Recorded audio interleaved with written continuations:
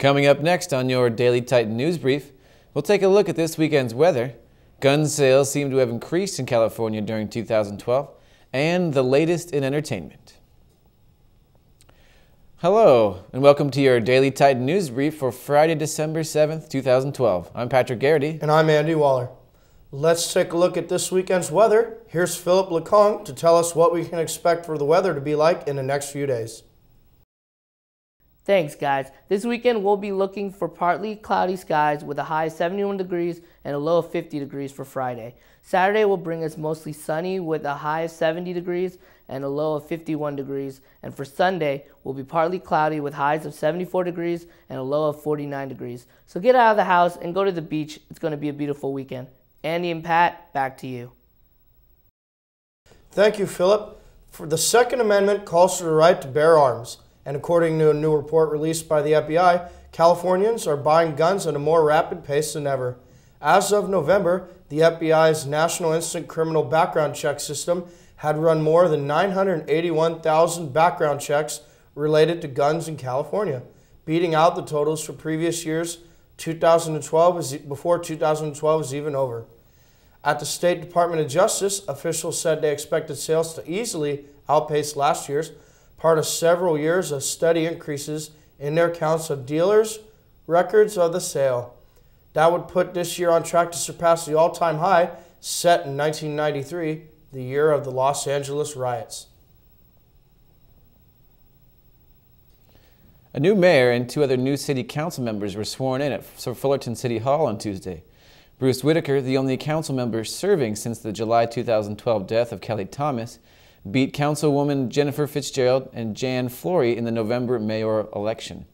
This marks the second time in 6 months that the panel has been reconfigured. The two sitting members, Greg Seaborn and Doug Chafee, won their seats during June's recall election sparked by the City Hall's handling of the Kelly Thomas case. This is Flory's first term, while Fitzgerald served from 1996 to 2000.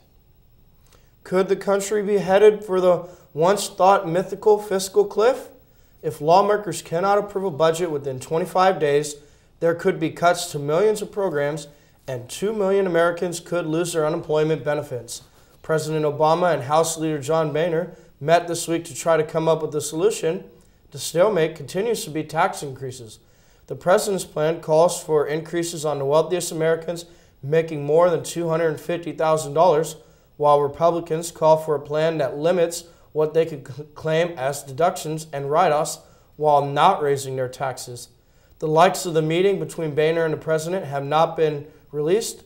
If a deal is going to be reached, however, both sides are going to have to work quickly, as Congress has just 3 more working days scheduled this year. And now let's take a look at what's going on in the world of entertainment. Here's Annie Pham to tell us more.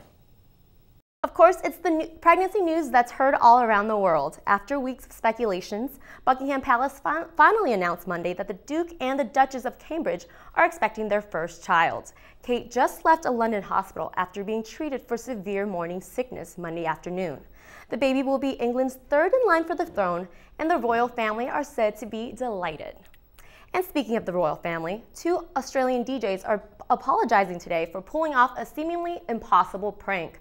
Radio hosts Michael MC Christian and Mel Gregg of the Aussie show Summer 30 decided to try out their best but terrible royal impressions of Queen Elizabeth to see if they could speak with the newly pregnant princess.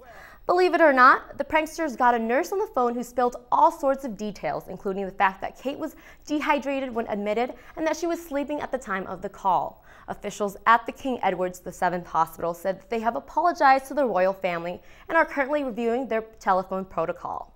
Apparently, patient privacy rules in England aren't as strict as they are in the States. And that's it for your latest entertainment buzz. Pat and Andy, back to you guys. Make room, Kareem, Michael, Wilt, and Carl, as Kobe Bryant became the 5th player in NBA history to surpass the 30,000-point mark for his career on Wednesday night against the New Orleans Hornets. The Hornets are the same team who actually drafted Bryant, and the Lakers would go on to win that game 103-87, and the Lakers will play tonight in Oklahoma City in a much-anticipated rematch. I can't wait to watch that game, Patrick. I can't either. It was pretty incredible. I mean, his career's been fantastic. There's only going to be more to come. Yeah, especially when you have the same team that drafted you and you scored 30,000 points on them. Exactly. All right, well, that does it for this edition of your Daily Titan News Brief. I'm Patrick Garrity. And I'm Andy Waller. Have a great weekend.